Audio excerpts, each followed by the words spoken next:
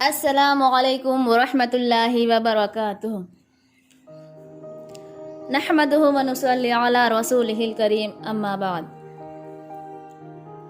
اللہ تعالیٰ نے انسانوں کو بے شمار نعمتوں سے نوازا ہے۔ ہم چاہے کسی بھی حالت میں ہوں، اللہ کی نعمتوں سے سرشار ہیں۔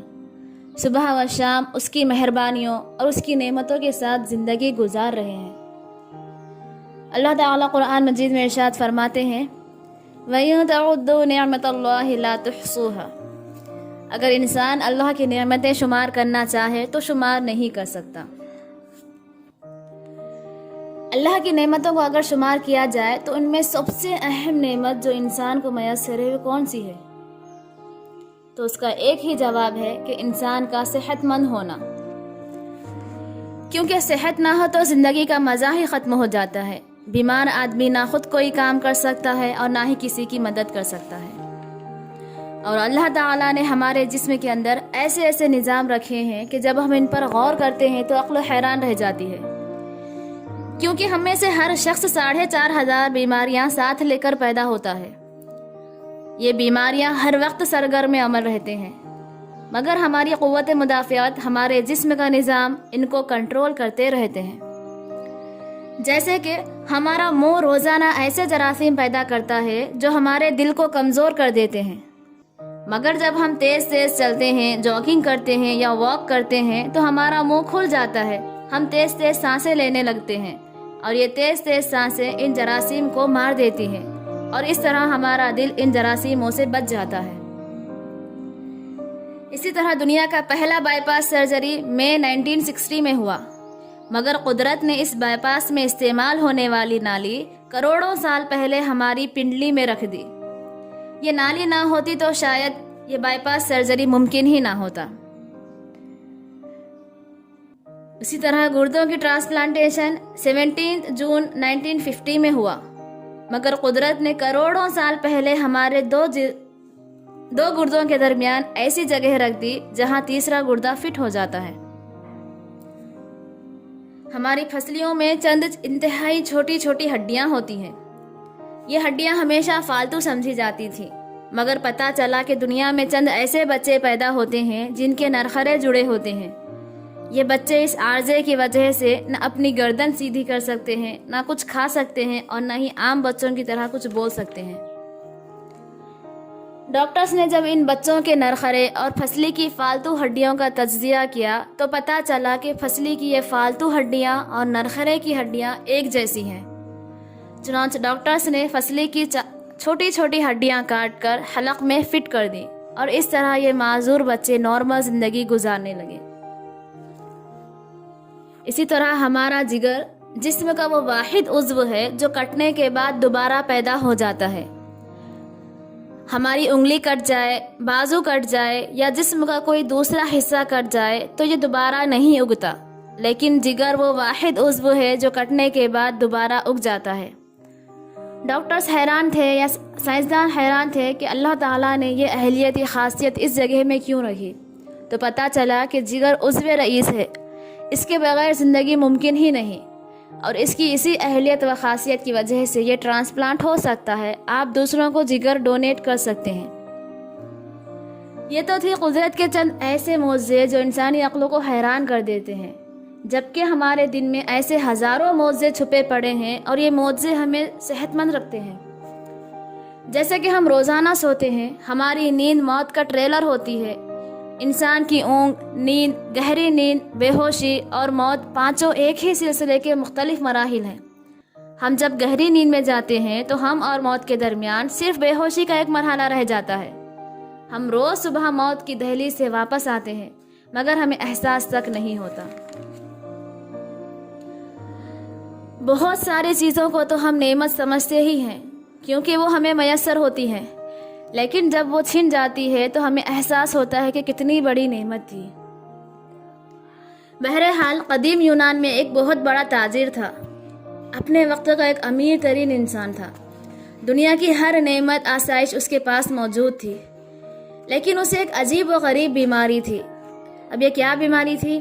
یہ جو آئیلٹس ہوتے ہیں تو وہ اپنی آئیلٹس کو خود سے نہیں اٹھا سکتا تھا، یعنی مطلب وہ اندھا تو نہیں تھا، دیکھ سکتا تھا مگر اپنی آئیلٹس کو اٹھا نہیں سکتا تھا۔ جیسے ہم آنکھیں کھولتے ہیں اور بند کرتے ہیں تو وہ یہ نہیں کر سکتا تھا۔ اس وقت کے ڈاکٹرز اور حکماء نے اس بیماری کو لا علاج قرار دیا، اس کا علاج نہیں ہو سکتا، تو وہ دن کو آنکھیں کھلی رکھنے کے لیے اوپر باقاعدہ سے ایک ٹیپ یا پھر کوئی چپکنے والی چیز لگاتا تھا تاکہ آنکھیں کھلی رہے اور دیکھ سکے، اور رات کو سونے سے پہلے اس ٹیپ کو ہٹا لیتا تھا تاکہ آنکھیں بند ہو جائے۔ اور ہم ایک منٹ میں پتہ نہیں کتنی دفعہ پال کے چھپکا لیتے ہیں، لیکن وہ یہ نہیں کر سکتا تھا۔ تو جب وہ اپنی عمر کے آخری حصے میں پہنچا، کمزور ہو گیا، بیمار ہو گیا، تو ڈاکٹرز نے کہا کہ شاید اب آپ زیادہ عرصے تک زندہ نہیں رہ سکیں گے، یعنی کہ مرنے کا وقت قریب آ گیا ہے۔ اس وقت اس تاجر کا ایک دوست تھا جو اس کی تیمارداری کے لیے آیا ہوا تھا۔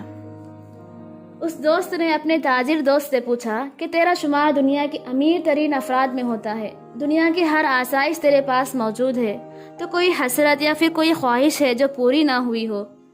تو اس امیر ترین تاجر نے ٹھنڈی آہ بھری اور کہا کہ میں چاہتا ہوں کہ کوئی مجھ سے ساری نعمتیں لے لے اور مرنے سے پہلے ایک دفعہ مجھے اس قابل بنا دے کہ میں اپنی مرضی سے اپنی آنکھیں کھول لوں اور بند کر لوں، بس ایک دفعہ۔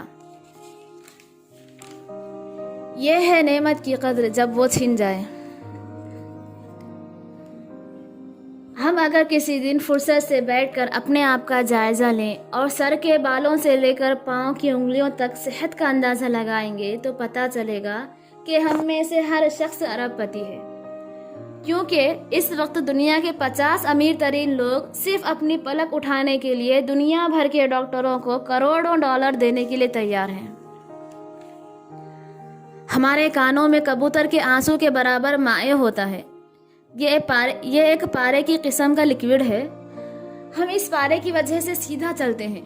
اگر یہ پارا ضائع ہو جائے تو ہم ڈائریکشن کا اندازہ نہیں لگا سکتے۔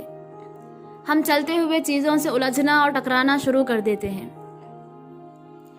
کئی ہزار لوگ صرف صحت مند گردے کے لیے 30-40 لاکھ روپے دینے کے لیے تیار ہیں۔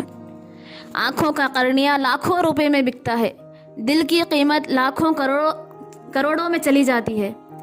ایڑی میں اگر درد ہو تو اس سے چھٹکارا پانے کے لیے لاکھوں روپے خرچ کرنے کے لیے لوگ تیار ہیں۔ دنیا کے لاکھوں امیر ترین لوگ صرف کمر درد کا شکار ہیں۔ انگلیوں کے جوڑوں میں نمک جمع ہو جائے تو انسان موت کی دعائیں مانگنے لگتا ہے۔ قبض اور بواسیر نے کروڑوں لوگوں کی موت مار دی ہے۔ دانت اور داڑھ کا درد راتوں کو بے چین بنا دیتا ہے۔ آدھے سر کا درد ہزاروں لوگوں کو پاگل بنا رہا ہے۔ شوگر، کولیسٹرول اور بلڈ پریشر کی دوائیاں کھا کھا کر لوگ بیزار ہو چکے ہیں۔ جلدی امراض کے شکار لوگوں کو شفا نہیں مل رہی۔ منہ کی بدبو بظاہر معمولی مسئلہ ہے، مگر لاکھوں لوگ ہر سال اس پہ اربوں روپے خرچ کرنے تیار ہیں۔ ہمارا معدہ بعض اوقات کوئی خاص تیزاب پیدا نہیں کرتا اور ہم نعمتوں سے بھری اس دنیا میں بے نعمت ہو کر رہ جاتے ہیں۔ اپنی من پسند چیز سامنے ہونے کے باوجود کھا نہیں سکتے۔ ہمیں بہت ساری نعمتوں کا اندازہ ہی نہیں ہوتا جب تک وہ نعمت چھن نہیں جاتی۔ تو اب آپ خود ہی اندازہ لگائیے کہ اللہ تعالیٰ نے مفت میں مجھے اور آپ کو کتنے قیمتی اعضاء عطا فرمائے ہیں۔ یاد رکھیے کہ ہماری صحت اللہ تعالیٰ کا ایک خصوصی کرم ہے، مگر ہم ہر روز اس نعمت کی بے حرمتی کرنے میں لگے ہوئے ہیں۔ اس عظیم نعمت پر ہم اللہ تعالیٰ کا شکر ہی ادا نہیں کرتے۔ ہم اگر روز اپنے بستر سے اٹھتے ہیں، ہم جو چاہتے ہیں وہ کھاتے ہیں اور یہ کھایا ہوا ہضم ہو جاتا ہے، ہم سیدھا چل سکتے ہیں، دوڑ لگا سکتے ہیں، جھک سکتے ہیں، ہمارا دل، دماغ، جگر اور گردے ٹھیک کام کر رہے ہیں، ہم آنکھوں سے دیکھ، کانوں سے سن، ہاتھوں سے چھو، ناک سے سونگھ اور زبان سے چکھ سکتے ہیں، تو پھر ہم سب اللہ تعالیٰ کے فضل اور اس کے کرم کے قرضدار ہیں۔ اس عظیم نعمت پر ہمیں اللہ تعالیٰ کا شکر ادا کرنا چاہیے، کیونکہ صحت وہ نعمت ہے جو اگر چھن جائے تو ہم پوری دنیا کے خزانے خرچ کر کے بھی یہ نعمت واپس نہیں لے سکتے۔ اس لیے اللہ تعالیٰ قرآن مجید میں ارشاد فرماتے ہیں، فَبِأَيِّ آلَاءِ رَبِّكُمَا تُكَذِّبَانِ، اور تم اپنے رب کی کون کون سی نعمتوں کو جھٹلاؤ گے۔ دعا ہے کہ اللہ تعالی ہمیں ان تمام نعمتوں کا شکر ادا کرنے کی توفیق عطا فرمائے جو اللہ تعالی نے ہمیں عطا فرمائے ہیں۔